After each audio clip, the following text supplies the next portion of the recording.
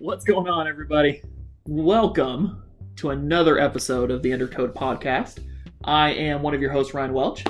And I am the one, the only, Triple J, John Jefferson Jr. What up, people? Well, you need like a theme song then. If you're going to introduce yourself that way.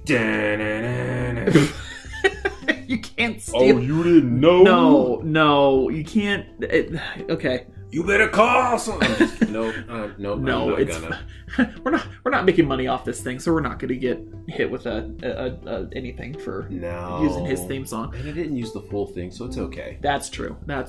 Welcome everyone to episode 11 of the Undercode Podcast. Really? Yeah, we're in double digits, baby. Oh, dang! I know. We've been rambling for 11 episodes, going strong, and hopefully we'll be going many, many more. So we hope you have been enjoying the content so far. For today's episode, we wanted to focus on... Corona. That's going to be for the next few months. Or longer. I'm kidding. We're not talking about that. I know, I just right? had to say it. I'm sorry. Corona ruins everything. No, we're going to be focusing our show today on one of the brand new games that came out this weekend called Ghost of Tsushima. Oh, PlayStation exclusive. oh, it's so good. It's so good. We'll get to our thoughts. Good. We'll get to our thoughts on the game here in just a couple of seconds. But we're also going to be talking about the Extreme Rules pay-per-view for WWE. In our time zone, we just ended it. So it ended a while ago, a couple hours ago, but we're running on dad time. Yeah. So Hashtag dad life. It's great. So dads run their pay-per-views and get to watch it at later times, not when it's shown live, as well as playing games, like Ghost, where Ghost of Tsushima is roughly 25 to 30 hours if you're not on dad time, but when you're on dad time, you have to double that. Yeah. So we're going to be talking about Ghosts more of like a review in progress, kind of some thoughts that we've had as we are playing through the game. Hopefully we'll have a more definitive review when we finish it, which will be sometime soon. Probably next year. Yeah, at this rate and how many games release every week, yeah, it'll probably be next year. But anyway, so we're going to be talking about that. Just a quick reminder, this upcoming Thursday, July 23rd, I believe it is 9 a.m. Pacific Standard Time? Could be 8 a.m. There's a pre-show. Anyway, this Thursday, Xbox will be showing off their first-party games. They've already been tweeted out a couple times where it's going to be roughly an hour and it's going to be showcasing games only. So we're going to watch that and record a special We're going to record a special broadcast of the podcast. So what happens at dad time? You can't talk. Right? I can't talk. Nope. I'm just so disappointed in the pay-per-view that I can't even talk. Dad. Spoilers for later in the episode. Anyway, we're going to watch the broadcast and then we're going to record a special episode of our podcast that evening. So if you would like to participate in the process, we would love for you to leave either a voicemail on our anchor.fm page, fan page, homepage, whatever you want to call it. Go to anchor.fm, you can search enter code pod, and you can leave a voicemail with any comments or questions or just regular thoughts that you had about the broadcast that we'll include in the show.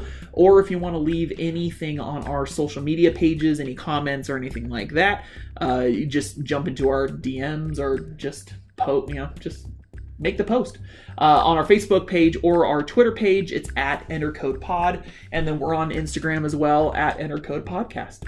Yeah. So hopefully it'll be a good show and we'll have a lot to talk about. Or, worst case scenario, it'll be a really bad show and we'll have a lot to talk about. I mean, we're just talking about Xbox. We're just going to be talking about Xbox. It's a bad show. Wow, already? Hey. Okay. You said the same stuff when we were doing the Sony one. No, I did not, sir. And then we recorded and you had a Microsoft water bottle. Yes, I did. The nerve. The water tasted wonderful. Hey, I was very nice to Sony. It was a very good PS5 show. Yes. But now we get to hear what Xbox has. They got nothing. Yeah, tune in Thursday. We'll record on Thursday. We will go ahead and we'll post the episode on Friday. Without further ado, let's talk about Ghost of Tsushima. Sweet. Yes. So, for those of you who do not know anything about this game, it is a PlayStation exclusive, so you can play it on PlayStation 4 or PlayStation 4 Pro, which I'll just say right now is probably the preferred way to play it, is on the Pro. It looks so good. It looks very, very nice on the standard console, but, you got to get those upgraded graphics and everything on the Pro. You really want to see, like, the beads of sweat. Yes. As they're dripping down people's face. You want to just want to see like the realisticness of like the blade. I can't see. That's I can't talk either. The blades of grass. Oh my gosh, yes. We'll talk about the graphics and everything here in a second. But long story short, you are playing a samurai who is trying to stop the Mongol invasion. The Mongol who is in charge is like grandson of Genghis Khan. Yeah. Cousin to Kublai Khan? I think he was the cousin. Yeah. So, and well, I'll just say this before we get into the game. I don't know how historically accurate it is. I don't remember reading about this particular Khan in history books. Or in history class. I mean, it's just been made up for the game. It might have been. I mean, you focus on Genghis Khan in elementary school when you start learning about world history, right? And the Kublai Khan, you read about him, but I don't remember really reading or studying any other descendants of Khan. So I don't think I think it's a work of fiction. I'm pretty sure. I think we can just say it.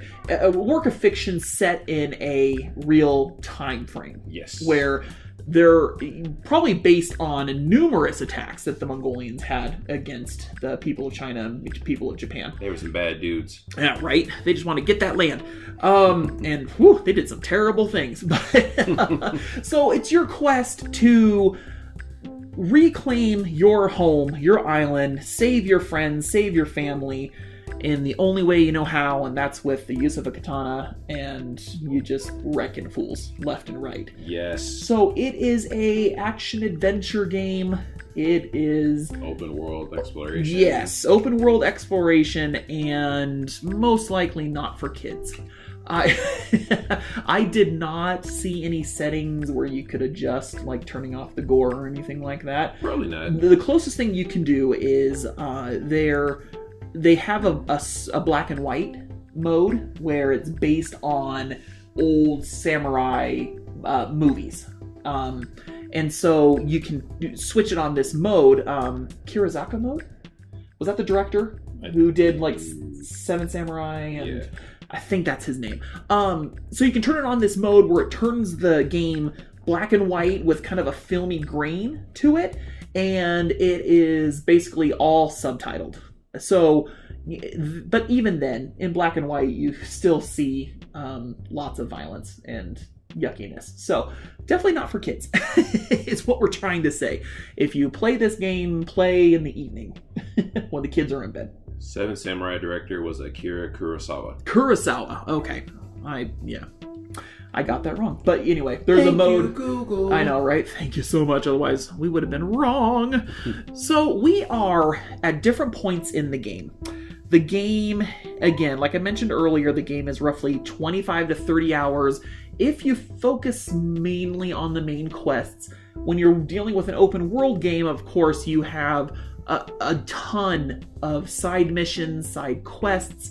You have areas of the map to unlock. You can upgrade your samurai through finding different shrines and doing things like these bamboo strikes in certain areas to increase your resolve, is what it's called. You don't really heal yourself, you just kind of use your resolve to toughen out the pain. It's like a Jedi mind trick. Pretty much.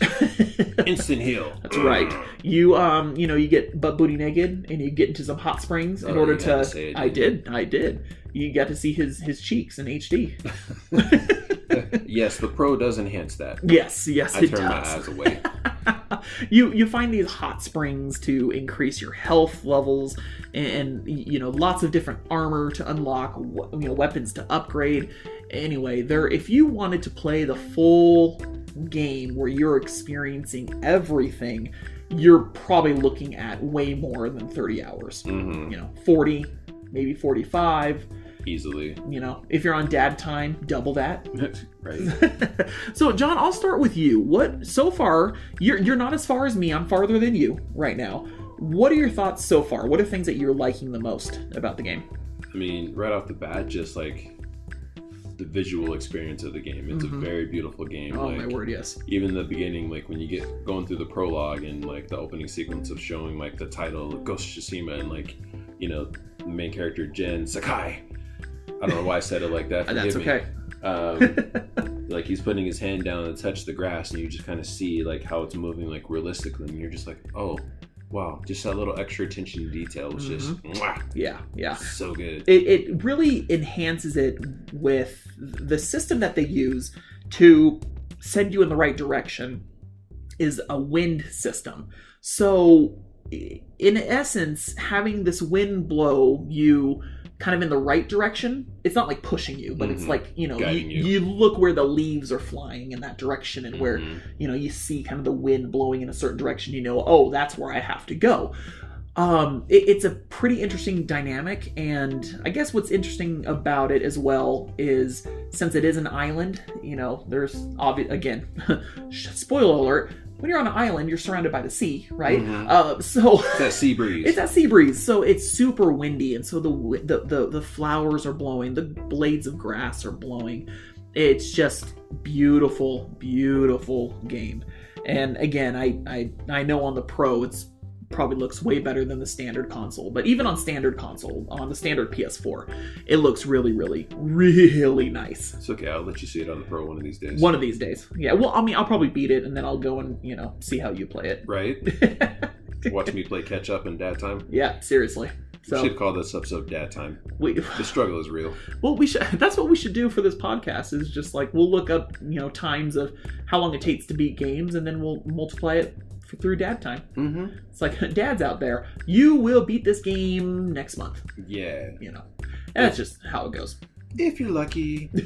If you're lucky. What else, besides just the sheer beauty of the game, what are some other things that you like about it? I like just, it feels like I'm playing like a classic like samurai film, like, you know, Seven Samurai, Last Samurai, you know, 47 Ronin, like just the storytelling, the art style, you know, the more realistic combat. Like, you can't just go through and just wreck shop. Like, you have to be strategic. You learn different stances. I almost feel like I'm an Avatar, The Last Airbender, because you got like water style, earth style. That's right. Strong style. Gangsta style. Yeah, whoa. Sorry. That's the adult version. Is that where you hold your katana sideways? Exactly. Just toward the side and kill shot. Look out.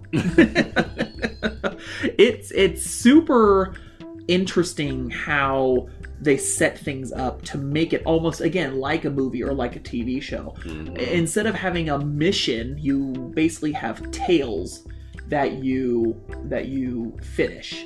And so it really plays along with your character and the theme of, you know, you are becoming renowned in this island environment where people are hearing about your tales and hearing about what you're doing.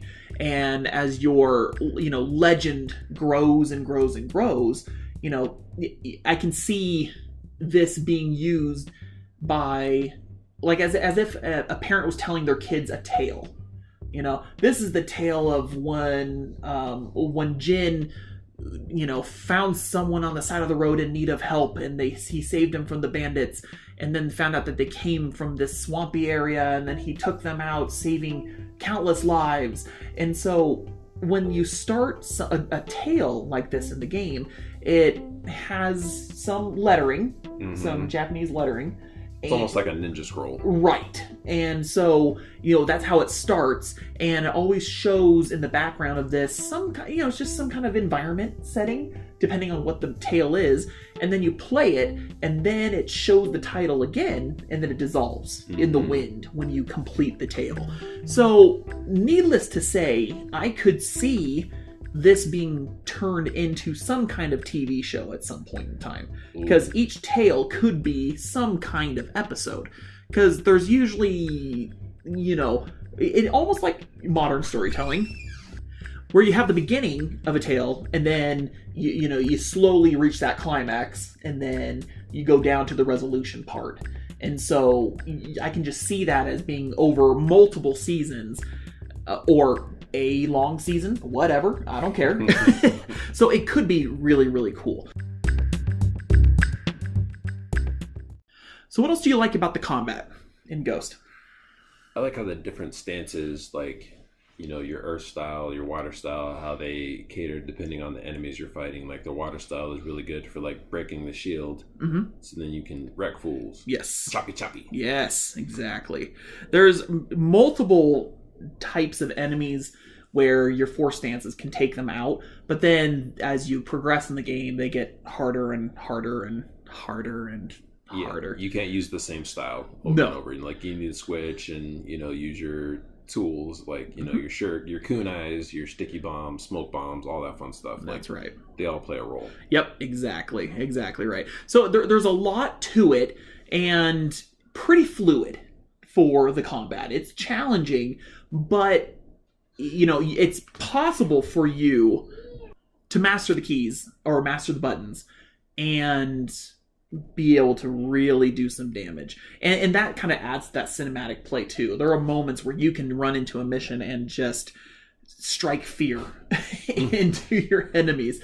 So I got to a point where I have unlocked certain skills, and one of those skills was I have a chance that I could terrify an enemy. So that's happened before where I just wreck his buddies and this guy falls back and then runs. Oh, I haven't gotten that yet. That's nice. Yeah. It's one of there's a lot of upgrades that you can get for the game, which is pretty cool. And it just makes you even more awesome. You are just this awesome samurai. Now, with every game, just because they're not perfect, there's positives and negatives. Now, there's a lot to love about Ghost. And right off the bat, I know, I'm going to go on a little tangent here. Let me just say, my problems that I have with it are not necessarily the fault of the developers, or at least not in my opinion. It could be time, you never know. There could have been some, higher ups wanting things to go in a certain direction and things like that. But there's a couple things that, as I'm playing through the game, it's bugging me a little bit when it comes to the theme of the game, which is honor. Honor versus dishonor. It's a huge theme. Dishonor. Right? Dishonor on you. Dishonor on your house. Dishonor on your whole family. And your whole family. Now, right off the bat, you learn about Jin's backstory. And he was essentially raised by his uncle, who is also a samurai, and was trained on how to use his sword, but more importantly, trained on what it means to be a samurai. His father taught him the ways of how the samurai go about and conduct their business, especially in combat. So there's no sneak attacks, you face your enemy head on, and everything is all about honor. Now, part of the theme that helps move the story along in the very beginning is the fact that you learn that the Mongols do not approach things in the same way. Yeah, they don't care about honor. They don't care about it. They, especially this new Khan who knows their language, has studied about the samurai, he knows what they are going to do and, more importantly, not going to do. So one of the ways that his invasion has been so successful is he is doing things that is not honorable, according to the samurai. So your main character, Jin, is having a bit of a crisis in trying to figure out the best way to free the island of the Mongols, now that they've invaded and are pillaging and doing horrific things to the people. So my big thing with this theme is the developers, in my opinion, should have taken things more closely with choosing between doing something honorable and dishonorable. So there have been games in the past where you have like a meter, for example. Good meter, good things versus bad things. right? Like the Paragon thing, like in Mass Effect and Knights of the Republic. Yes, exactly. You do more good things or more honorable things, you're going to go towards like one side of the spectrum. The more sneaking, the more, assassination type stuff, you're going to go towards the other side of the spectrum. But don't you feel like that's been overplayed though? Like there's been a lot of games that have used that type of gameplay. But if you want to really show how important this theme is to the samurai, you should give the players the choice. Oh, that's fair. So my problem is, your character is having this internal conflict about being honorable like his uncle and dad taught him versus doing what other people are telling him to do, and having this crisis of faith, I guess you can say, and sneaking around and sabotaging and destroying the invaders this way. So let me give you an example of why this bugs me so much. In the very early part of the game, your character makes a decision to go a dishonorable route. Okay? You learn one of the very first missions, and minor spoiler in case you haven't played it. Okay, perfect. Now that you're prepared. Minor spoiler. You learn to assassinate. And during the cutscene where you first do this, it's very awkward. So he kind of struggles with it all, and it leads also to a flashback where his uncle again emphasizes that, there is a certain way that the samurai do things.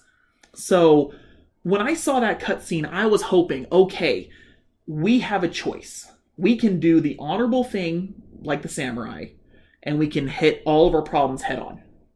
Or we can be dishonorable, I guess you can argue that, not be a samurai, and you can sneak and sabotage and assassinate and things like that. Mm-hmm. My biggest issue that I have is you're not given that choice in some of these missions. It's such an important part of the game in terms of the theme, but you're not given that choice whether you want to do it or not. There are missions that you will take where you have to sneak. Otherwise, you're going to fail the mission.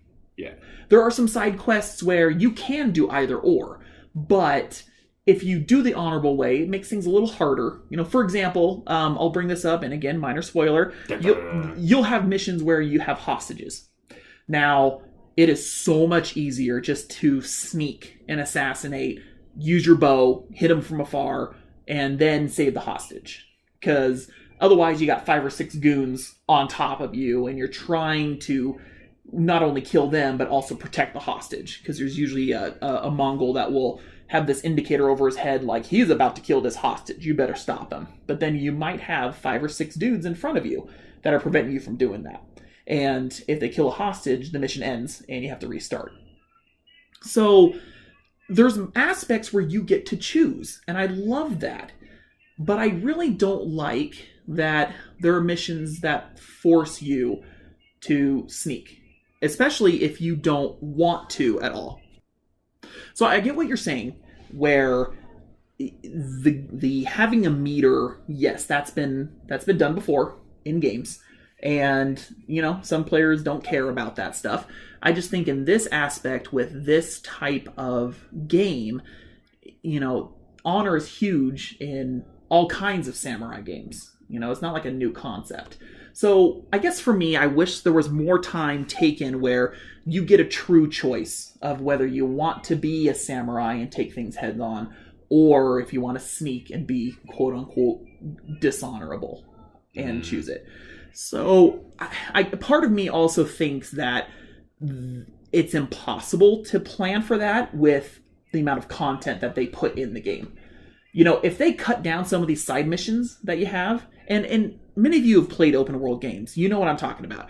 There's so many quests and collectibles and side missions that it just takes hours and hours and hours and hours and hours and hours to complete the game. If you want to be a completionist and you want to do everything.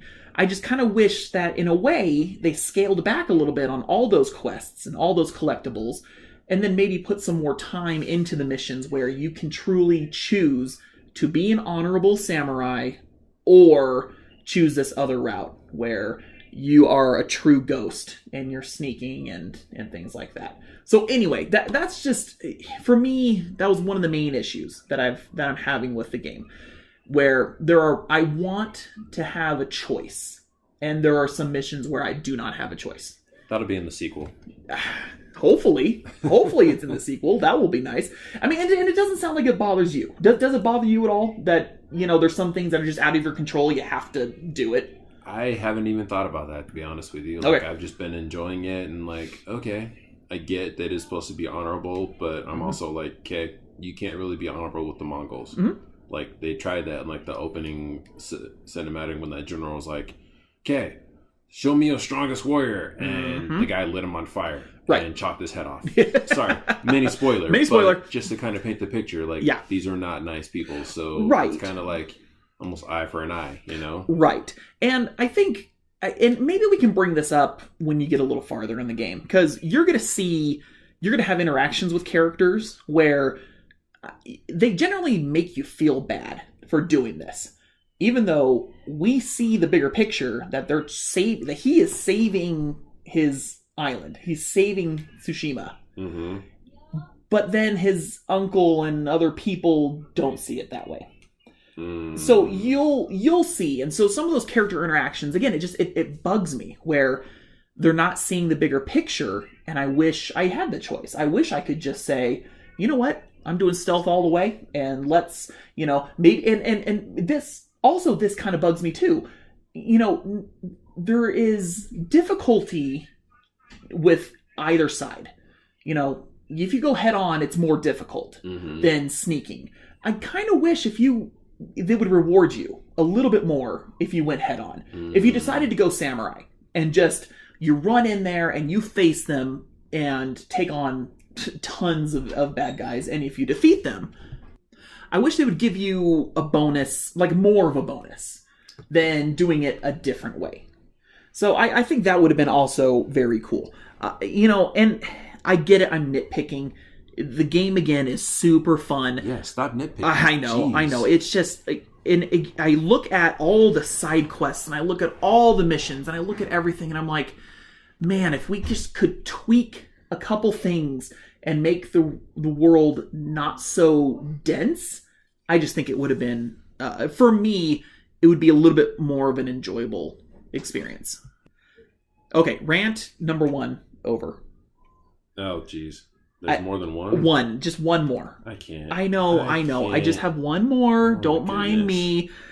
The only other complaint, and this is just, for me, I'm having trouble grasping the business decision. I wish, with all my heart, that they waited to have this launch with the PlayStation 5. Oh, stop it. Look, we can both agree that this game is beautiful. Yes. Beautiful.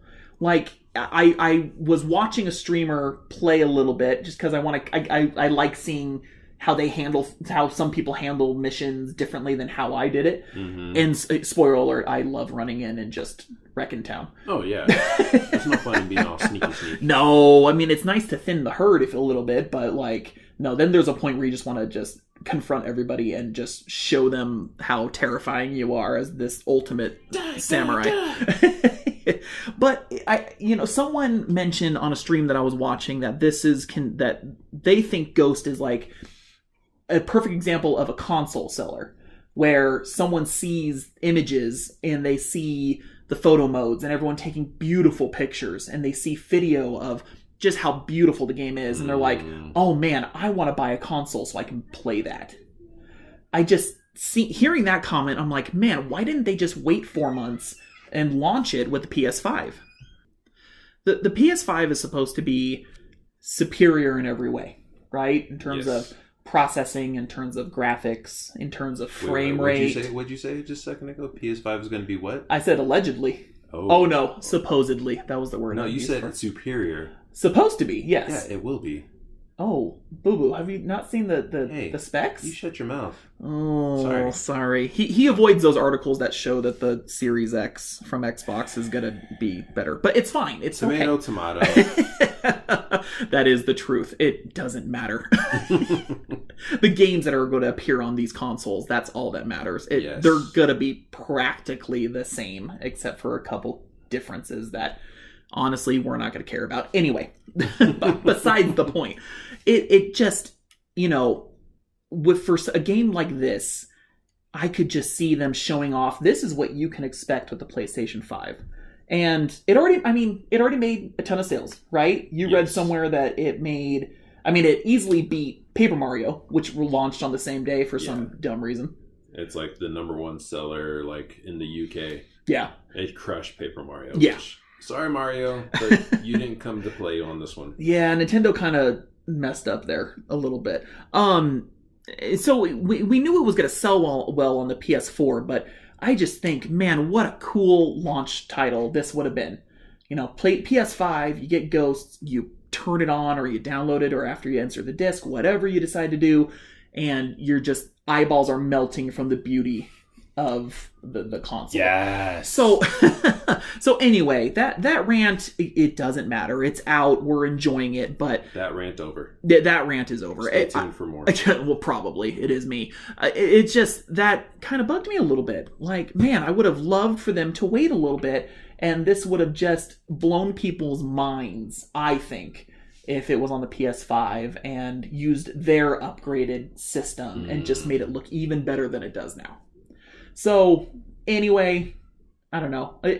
I think just with this next generation of consoles, it's just bugging me a little bit that we don't know what's going to be out for them when they release, whenever they release. Think they know what's going to be out. Probably not. Everything's up in the air because of the Rona. Yep, not with COVID. Now that changes. I did read that they are trying to prepare about 9 million units of the PS5. So they're increasing. So I think they're anticipating high demand. Which, yes, they should anticipate that. Yes. Yeah. Game sales are through the roof right now. So, I just, oh man, I want to see, I guess this is also a segue into hoping that Ghosts will have some kind of upgrade where, maybe we can play it with those, upgraded features that the PS5 will have. And when we have the PS5, we can play it again or, pop it in and just be blown away. Give me a free copy of the PS5 since I already own it for the PS4. Sweet. Well, you can do that with Xbox. I don't know about Sony. Sorry. Why are we friends? I don't know. I think you hate me sometimes, but it's fine.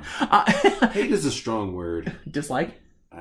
Moving on, next topic. Oh, there we go. So anyway, those are my two rants. Those are the only things that are bugging me right now is just, I think they could have made use of the theme a little bit more in how they laid out gameplay and mission mechanics.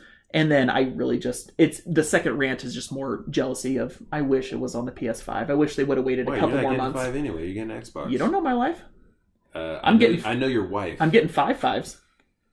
And this is the last time you hear from Ryan. His wife is going to knock him out and hide the body. It's cool. I get all his collections, so You just get another stimulus check, and then we can buy 10 of them. You're a terrible human being. Well, especially since we don't know the price. I don't. I don't even know. Are there anything? Since you're the more reasonable, level-headed person out of both of us, I am. Yes, you are. Is there anything that you don't like so far? I mean, I know you're enjoying it so far, but is there anything that's kind of bugging you or things that maybe you hope get better as the game goes on and as you progress? Or are you just happy as can be, just grabbing your katana and making Mongols' lives miserable? I love it, and I love that I can write haikus in the game. Oh, gosh. They're terrible. Oh, no. The haikus.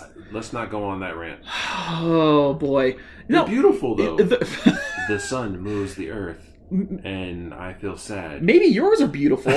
So I for the life of me, I'm trying so hard. You get to these points where you can write these haikus and there's 3 options and you're like looking at this beautiful scenery and you can choose options. And then I make 3 choices and then I'm like, that makes no sense. What was I thinking? But then I got a headband that has it on there. Mine are all like sappy stuff, so it made sense for me. Mine are awful. Like, I think it makes sense, and then he says it all together, and I'm like, oh no, what was I doing? You were just trying to get through it. Yeah, no English major on this for me. I write horrible haikus. I don't know, maybe my wonderful wife can sit with me and we can actually make decent ones. Because, like, when you go on the menu and you can change your headbands, it, like, has the haiku written. I'm just like, it's so bad. Oh, please let her read them, and then can we record her reaction? Yes. I think that'd be great. Absolutely. Also, last note, it becomes a contender for Game of the Year because you can pet the foxes that are in there. Follow the fox. Follow the fox. And the golden bird. Yes. Those are your animal friends, and the fox will let you pet it after you find fox shrines, basically. What does it upgrade? It upgrades charm. Yes. Slots that you can have more. Accessory more slots. Yes, You want to have more accessories? Yes, girl. Yes. So anyway, we're going to go ahead and we'll move on to talk about some WWE. But hopefully as we progress more, as we're working through Ghost on Dad Time, we will have a more definitive review. But right now, overall, we recommend the game. Yes. It's been fun. It's really packed with a lot of things to do, so just keep that in mind. You'll be distracted in a good way, but lots of distractions and lots of things to do. So, if you need a game that will take up a lot of your time, that's worth the $60 price range, get it. Get it now. So we definitely recommend. And thank me later. Yes. Now, if I get to a horrible ending, then I'm going to be mad, but it's okay. We'll see. We'll see how it goes. So, moving on to some wrestling, we were blessed? Cursed? Somewhere in between? I would call that a blessing. It was not my... It's probably one of my least favorite pay-per-views we watched. We were provided with a pay-per-view to this evening from WWE entitled Extreme Rules. There was like a subtitle of Horror Show. There was no horror. There was no horror. There was just bad writing and bad matches, but there was... I mean, yeah. It was... Let me... A quick breakdown. If you didn't watch this, I do not blame you at all. There were some interesting matches with some interesting stipulations. One of the matches, we kid you not, was called an eye for an eye, where Seth Rollins and Rey Mysterio were wrestling until someone lost an eye? Yeah.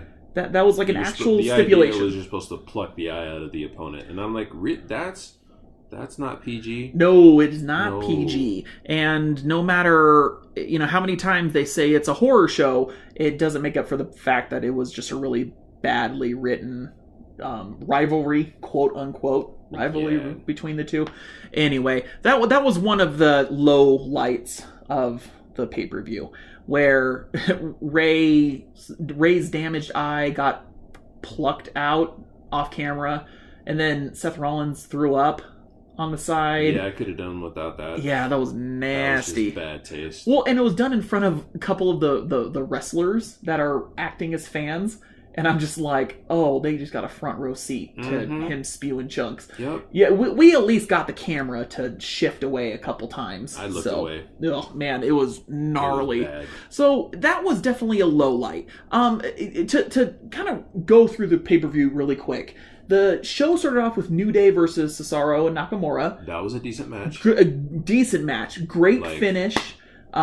Finally... I know we love New Day. We love New Day. They are the 8-time tag champs, and we feel the power. But you gotta say it right. Go ahead. No, you say it. You say it. You say it. All viewers at home. No. Oh, don't you dare be sour. WWE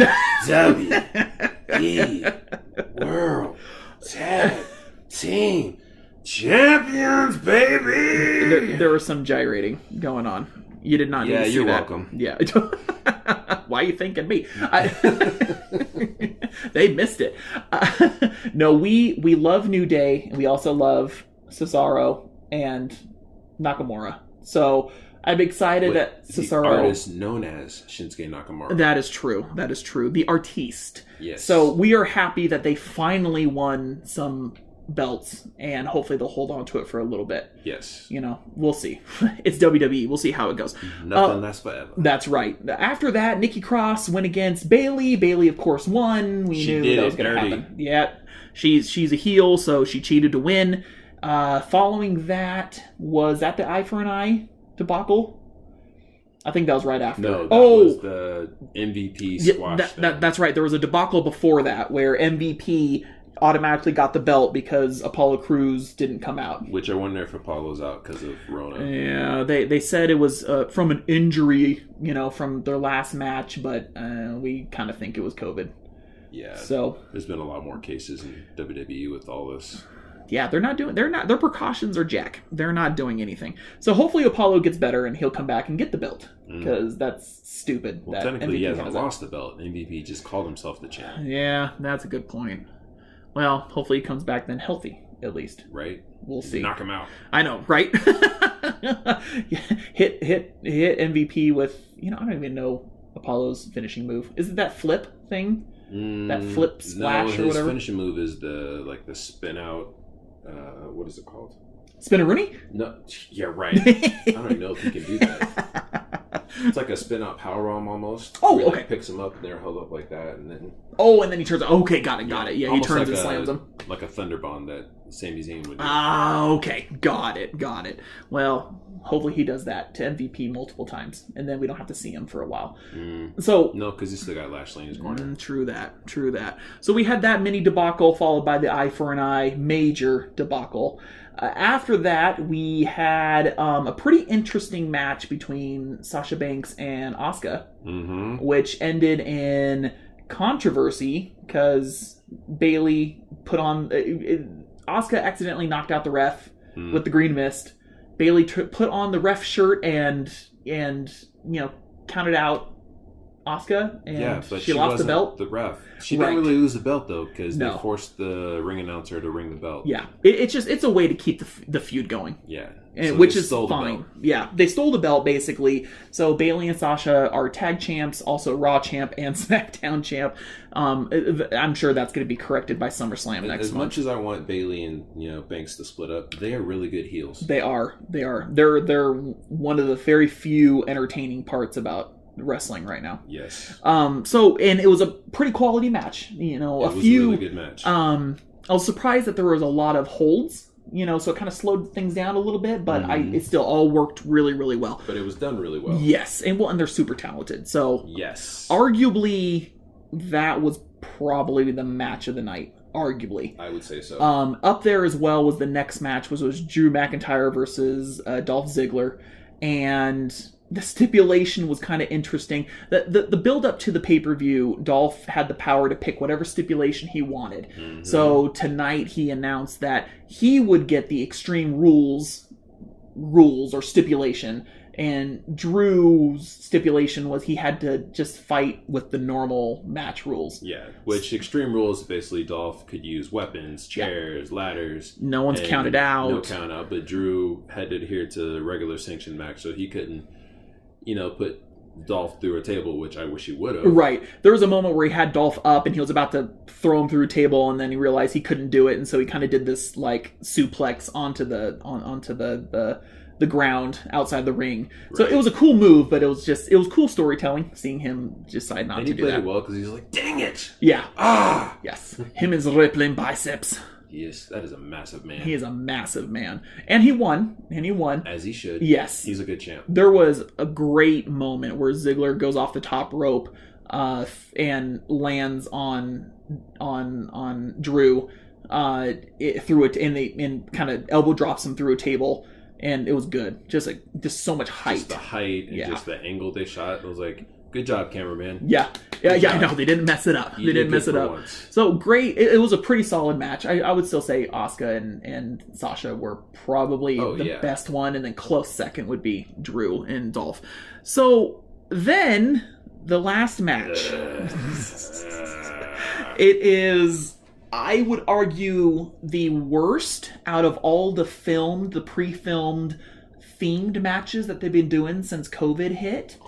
We started off super strong.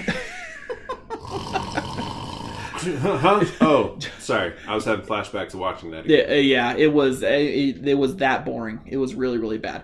We started off at such a high note with the graveyard match in WrestleMania and the Funhouse match in WrestleMania. It started off really good. They've just been kind of going downhill ever since, and this is the worst one.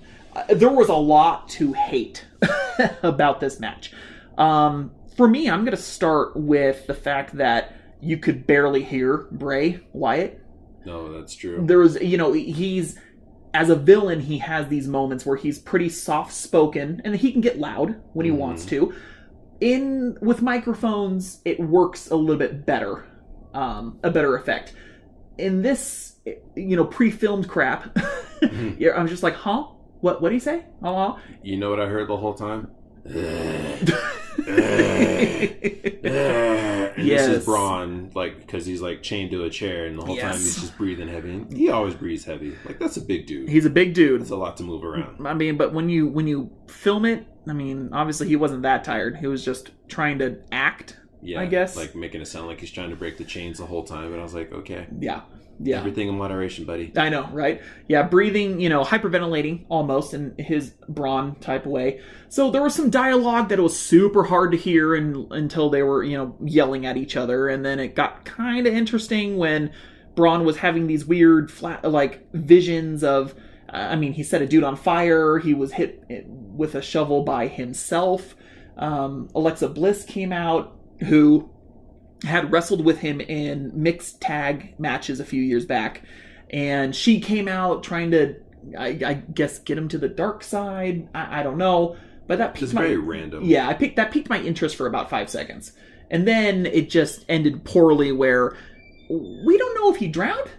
Did he lose the belt? Well, is he in the underworld now? Weird, what's going on? And they did almost like a Friday the 13th homage kind of thing. Yes, where you see. In Friday the 13th, where Jason, when you finally see him in the first one, and him and as a kid jumping out of the water and grabbing the counselor. Mm-hmm. That's right.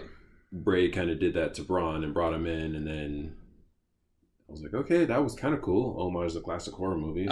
Yep. You look back and watch it, those movies look really dumb, but right.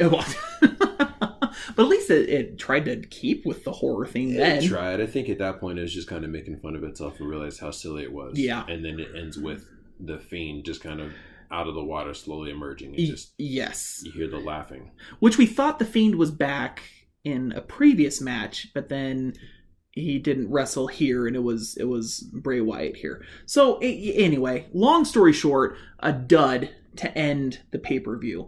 Well, what I wanted to ask is, have you been feeling okay about the buildup of this show? Did any of these storylines interest you at all? I guess the main question should be, do you think they're going to pull off a really good SummerSlam next month? Which is one of their top pay-per-views. If we build some good storylines, I think so. But the only one that I kind of cared about was I wanted Nikki Cross to win. Yeah. Oh, yeah. I feel she's really a talented wrestler. I like that she's with Alexa Bliss, but I think she could have won. Yeah. Or should have won. Mm-hmm. I think they should keep that storyline going. And then I like the whole dynamic with Dolph and Drew.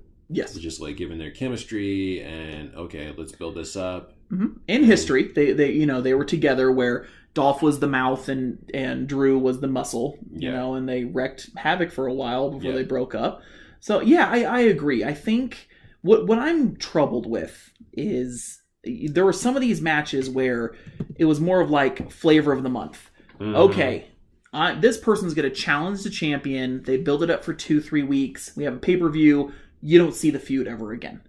And when you look back at successful wrestling, from what I remember growing up, you had ups and downs of the hero, and these feuds would go on for months and months. Oh, yeah. Your DX versus Nation of Domination, Triple H and The Rock and Stone Cold. Yep. Shoot, more recently, Kofi and Daniel Bryan. Yeah. Kofi had to go through thick and thin, and they built this story over 6 months, 8 months. Yeah.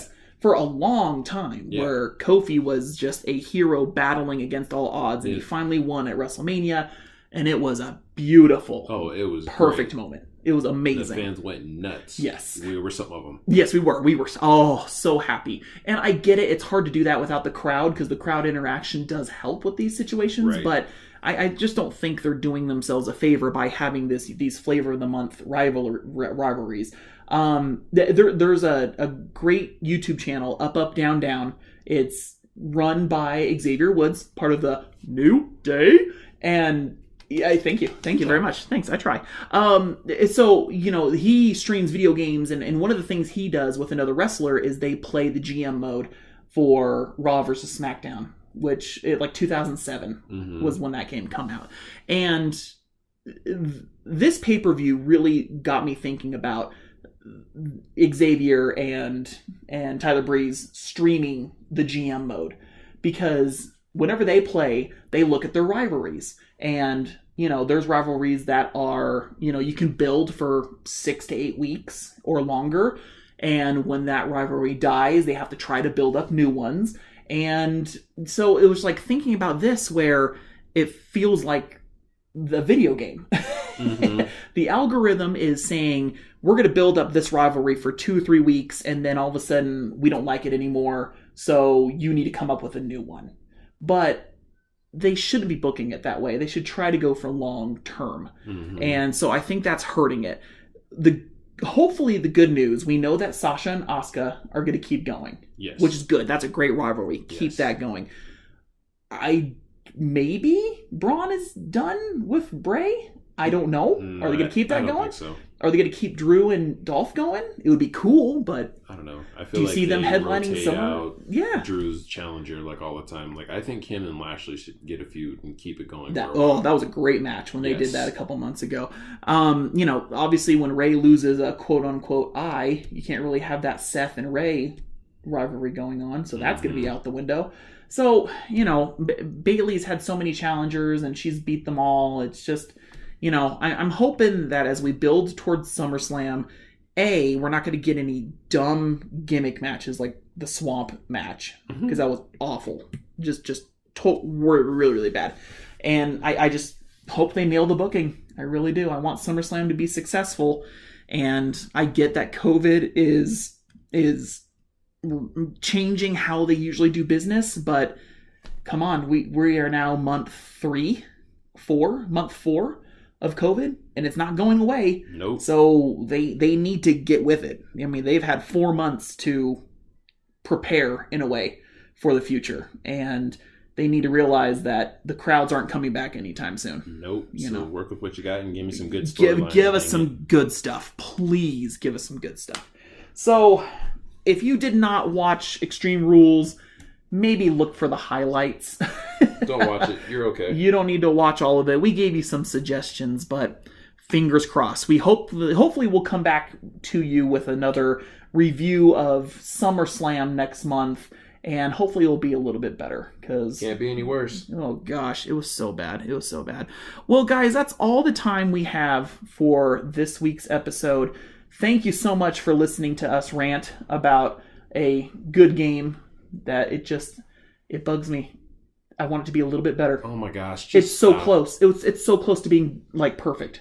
Hey, I'm taking applications for a new co-host who doesn't cry about everything. Wow. Oh, we're crying. Oh. He's little Wana over here. Oh my goodness. Are you saying I'm drinking? I'm in the ambulance going to the hospital? Yeah. Wow. Oh, you sleepy tired? You need to go night-night? You drank some Haterade this morning, didn't you? Driving around in your Navigator? Yeah. Yeah, I knew it. My hater bikini, it was cool. Yes, sorry. I shouldn't be complaining about a game, but it is really good, but it could have been better. I'm just saying. Should, woulda, coulda, but didn't. That's right. At least it's better than that pay-per-view. But yes. Testify. That's right. So thank you so much for listening to this week's episode. We hope you enjoyed it. If you have any comments or any questions for what we talked about, or if you have anything you would like us to discuss about the upcoming Xbox Showcase, again, leave us a comment in our socials. We're at EnterCodePod on Twitter and on Facebook. We're also on Instagram at EnterCodePodcast. One thing I really would like to see a little bit more, and hopefully we get this as the audience grows. Well, we hope that it grows. But we would love to hear some voicemails in our Anchor.fm page so we can splice them into the episode. It's kind of fun. We did it the first episode with Jason. Yeah, we just want to make you more a part of our family. We do. We want. I like that aspect of it. So we will be back on. Well, for you guys, we'll have a new episode on Friday talking about the Xbox Showcase. But until then, take care of yourselves. Stay healthy. Wear your masks. And boy, only watch part of Extreme Rules. Just watch highlight clips of what we talked about. Don't watch. You'll thank us later. That's right. Don't watch the whole thing. But until next time, have a great week, and we'll see you next time. Bye. Bye-bye.